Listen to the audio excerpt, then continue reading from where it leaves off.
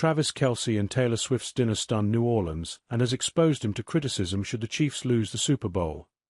Was it worth it? Thousands of Super Bowl fans were partying on Bourbon Street in glitzy, celebrity-filled parties were in full flow on Friday night, with less than 48 hours to go until the Super Bowl. But 4 miles across New Orleans, a quaint French restaurant in the relaxed and largely residential uptown neighborhood became the center of the festivities.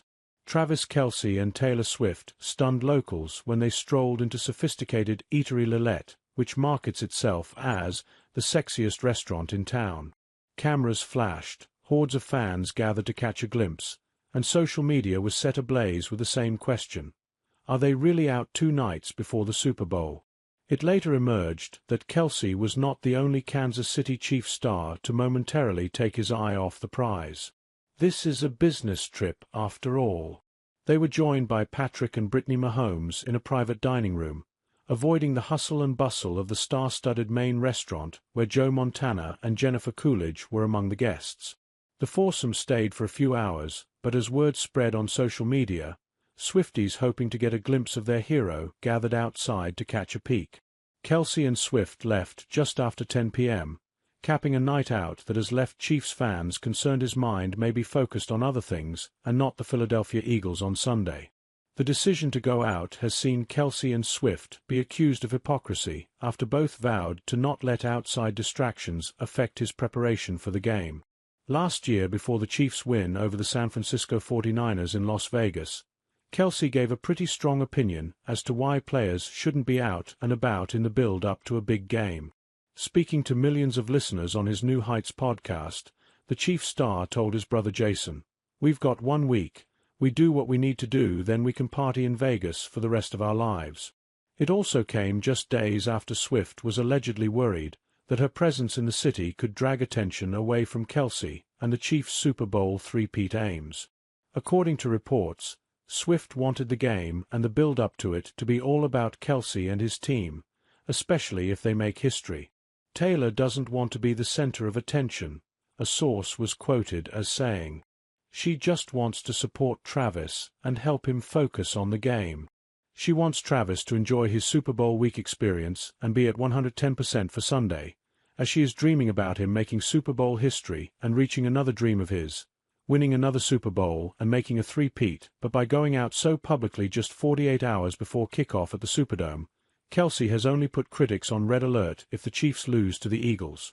Chariah Gordon, whose fiancé is Chiefs wide receiver Mecole Hardman Jr., revealed in November that Andy Reid imposes a strict 11 p.m. curfew on his players.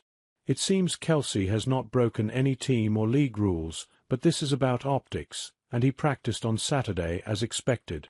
Should the Chiefs' 2 leaders really be out and about so close to a career-defining game? They have the chance to make NFL history on Sunday. No team has ever won 3 Super Bowls in a row, but now if they lose, questions will be asked as to why Kelce and Mahomes were out dining in New Orleans. One thing we do know is that Swift would not have stayed with Kelce in the Chiefs' Marriott Hotel. NFL rules prevent WAGs from staying with their partners the night before games. They can stay in the same hotel but cannot be in the same room. Coaches and players have spent the last 2 weeks since the AFC Championship game win over the Buffalo Bills perfecting their game plan for the Eagles and running through it in practice. The nights leading up to the game are often spent building team camaraderie with group dinners, games, and other activities. It is uncommon for players to step out so close to kickoff.